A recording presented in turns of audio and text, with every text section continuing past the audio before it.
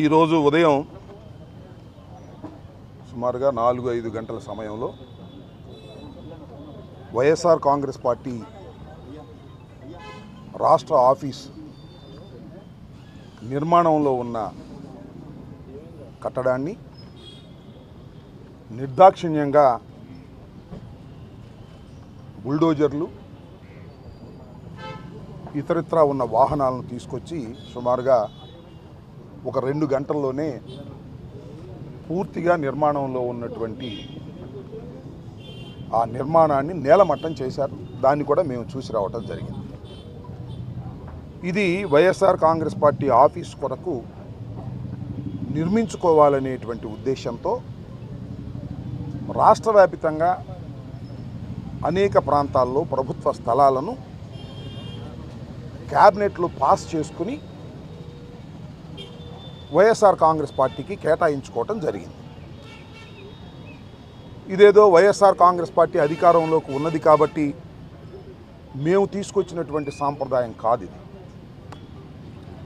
ఇంతకుముందు తెలుగుదేశం పార్టీ కూడా నువ్వు బయటకు వెళ్ళు.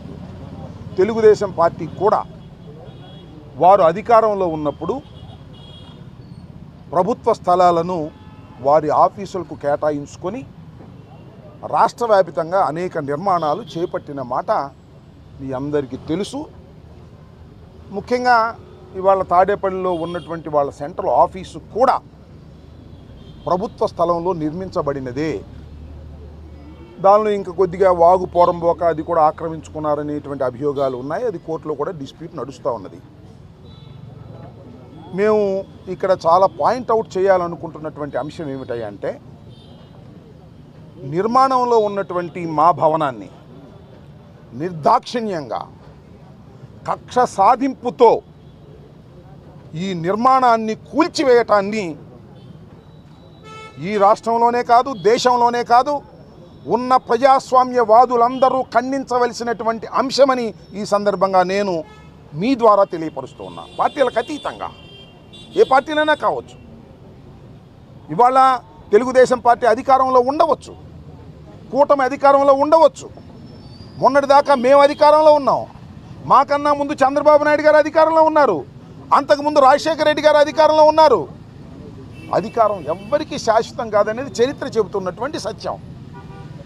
మీ అధికారం ఉంది కదా అని మా భవనాన్ని కూల్చేయటం ఏమంత ధర్మము అనేటువంటి మాట ఇక్కడ నేను చాలా స్పష్టంగా చెప్పదలుచుకున్నాను.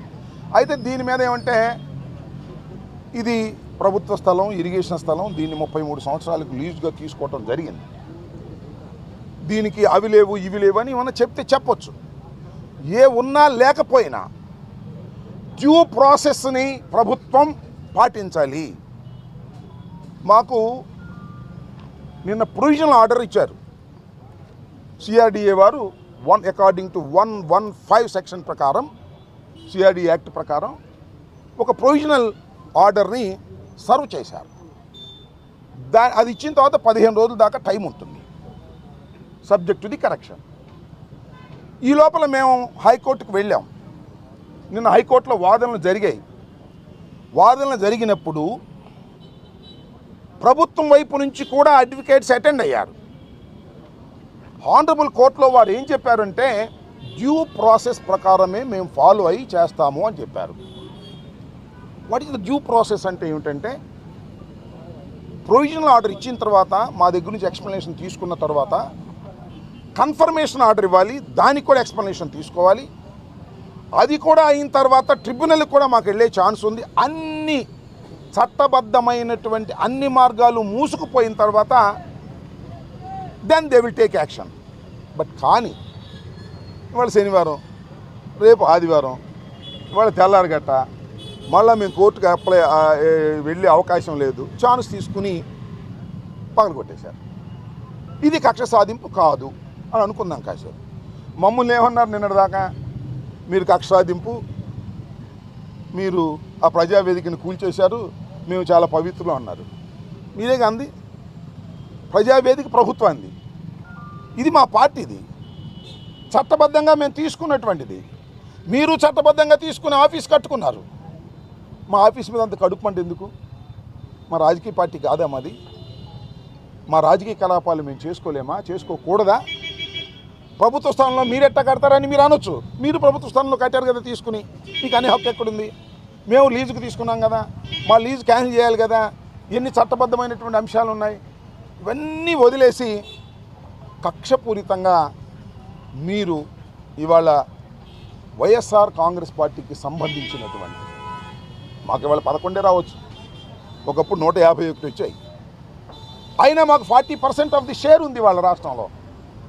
మా రాజకీయ పక్షానికి ఎందుకు ఈ కడుపు మంట? ఇది ధర్మమేనా? నారా చంద్రబాబు నాయుడు గారు ఆలోచించాలి. ముఖ్యమంత్రిగా 4వసారి మీరు ప్రమాణ స్వీకారం చేశారు, చట్టబద్ధమైన పరిపాలన చేస్తామన్నారు, కక్ష సాధింపులు ఉండవన్నారు. What is this? ధర్మమేనా? ప్రజలు క్షమిస్తారా? ప్రజలు ఆలోచించాలని మనవి చేస్తున్నా. ప్రజలందరూ ఆలోచించవలసినటువంటి అవసరం ఏర్పడింది. ప్రభుత్వం అనాలైందండి వచ్చి 4వ తారీఖు రిజల్ట్స్ వచ్చాయి. ఎన్ని రోజులు అయింది? ఇప్పటికి 16 రోజులు 17 రోజులు అయింది. మీ మంత్రివర్గం ప్రమాణ స్వీకారం అయ్యింది. శాఖలు కూడా పూర్తిగా అందరూ సెటిల్ కాలేదు. పోనీ మీరు ఇచ్చిన సూపర్ 6 సూపర్ 7 వాగ్దానాలు ఇంకా అమల్లోకి రాలేదు. వాగ్దానాలు అమలు రాకముందే, ప్రజా పరిపాలన చేయకముందే మీరు విధ్వంసానికి పాల్పడుతున్నారంటే దేనికి మీరు ప్రాముఖ్యత ఇస్తున్నారు? దేని గురించి మీరు ఆలోచన చేస్తున్నారు? ప్రజలు గమనించలేరా అని అడుగుతాను. ఇది ధర్మం కాదు, ఇది దుర్మార్గం. ఈ దుర్మార్గాన్ని ప్రజాస్వామ్యంలో ఏ రాజకీయ పక్షాలు క్షమించకూడదని మీ ద్వారా వారికి నేను విజ్ఞప్తి చేస్తున్నాను.